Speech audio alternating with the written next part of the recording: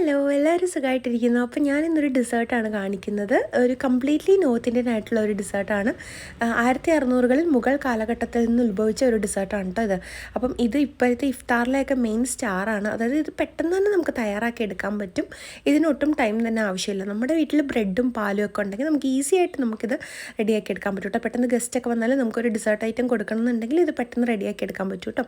അപ്പം ഞാനിവിടെ 5 slice bread എടുത്തിട്ടുണ്ട്.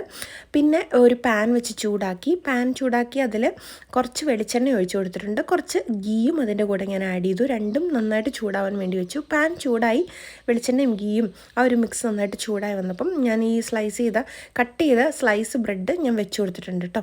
അപ്പം ഈ ബ്രെഡ് നന്നായിട്ട് ടോസ്റ്റ് ചെയ്തെടുക്കാൻ വേണ്ടിയിട്ടാണ് ഇങ്ങനെ ചെയ്യുന്നത്. ചിലർ ഡീപ്പ് ഫ്രൈ ചെയ്യുന്നുണ്ട്.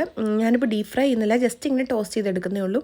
ഞാൻ എന്നിട്ട് ബ്രെഡ് 2 സൈഡും മറിച്ചിട്ട് കൊടുത്തു. കാരണം 2 സൈഡും നന്നായിട്ട് ടോസ്റ്റ് ആക്കി കിട്ടും. ഈ ഒരു ടൈം കൊണ്ട് ഞാൻ പാല് തിളപ്പിക്കാനായിട്ട് വെച്ചിട്ടുണ്ടായിരുന്നു. പാലാണ് ഇതിൻ്റെ മെയിൻ ഹൈലൈറ്റ് എന്ന് പറയുന്നത്. അപ്പോൾ പാല് തിളച്ച് വരുന്ന നേരം കൊണ്ട് ഞാൻ കസ്റ്റർഡ് പൗഡർ ഒരു 2 ടേബിൾ സ്പൂൺ കസ്റ്റർഡ് പൗഡർ എടുത്തിട്ടുണ്ട്.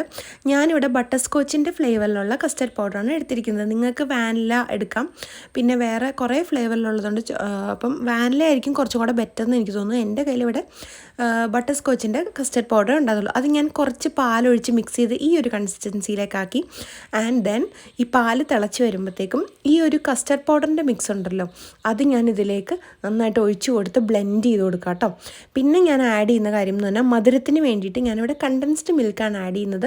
പഞ്ചസാര വേണം എന്നുള്ളവർക്ക് അത് മാത്രം ആഡ് ചെയ്താലും മതി. ഞാനിവിടെ കണ്ടൻസ്ഡ് മിൽക്കാണ് ആഡ് ചെയ്യുന്നത്. പഞ്ചസാര ഞാൻ സ്കിപ്പ് ചെയ്തിട്ടുണ്ട്. പിന്നെ ഞാൻ കുറച്ച് ക്രഷ് ചെയ്ത നട്ട്സ് ഇട്ട് കൊടുത്തു. നമുക്ക് ഡ്രൈ ഫ്രൂട്ട്സും നട്ട്സും ഒക്കെ ഇതിൽ വേണമെങ്കിൽ ആഡ് ചെയ്യാം. അതായത് നട്ട്സ് ആഡ് ചെയ്യാം, പിസ്ത ആഡ് ചെയ്യാം, ബദാം ആഡ് ചെയ്യാം.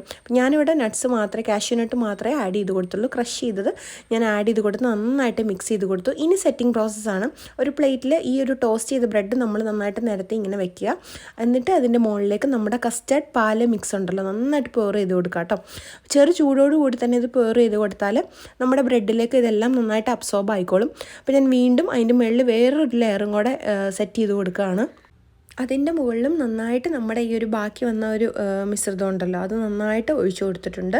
അപ്പം ഈ ഒരു മിക്സ് എന്ന് പറയുന്നത് ഇനി നമുക്ക് ഫ്രീസ് ചെയ്യാൻ വെക്കണം. കാരണം ഫ്രീസ് ചെയ്ത് കഴിയുമ്പോഴത്തേക്കും ഇതൊരു പുഡിംഗ് കൺസിസ്റ്റൻസിയിലേക്കാവും. അപ്പോൾ നല്ല തണുപ്പിൽ ഡെസേർട്ട് കഴിക്കാം. ഒരു ഐസ്ക്രീം കഴിക്കുന്ന പോലെയും പുഡിംഗ് കഴിക്കുന്ന പോലെയൊക്കെ നമുക്കിത് കഴിക്കാം. ഇതെന്തായാലും ഒരു അടിപൊളി ഡെസേർട്ടാണ്. എല്ലാവരും ട്രൈ ചെയ്ത് നോക്കുക. എല്ലാവർക്കും ഇഷ്ടപ്പെടും. കാരണം ഇത് നല്ല സ്വീറ്റാണ് കേട്ടോ. നല്ലൊരു അടിപൊളി ഡെസേർട്ടാണ്. കാരണം പെട്ടെന്ന് തന്നെ നമുക്ക് തയ്യാറാക്കിയെടുക്കുക. ഇതിന് ഒത്തിരി ടൈമൊന്നും വേണ്ട. ഗസ്റ്റൊക്കെ വന്നാലൊക്കെ പെട്ടെന്ന് തന്നെ നമുക്ക് ബ്രെഡൊക്കെ വീട്ടിലുണ്ടെങ്കിൽ പെട്ടെന്ന് തന്നെ തയ്യാറാക്കിയെടുക്കാം. അപ്പോൾ എല്ലാവർക്കും എൻ്റെ വീഡിയോസൊക്കെ ഇഷ്ടപ്പെടുന്നുണ്ടെങ്കിൽ ലൈക്ക് ചെയ്യണം, സബ്സ്ക്രൈബ് ചെയ്യണം, ഷെയർ ചെയ്ത് തന്നെ സപ്പോർട്ട് ചെയ്യണം കേട്ടോ. ബൈ.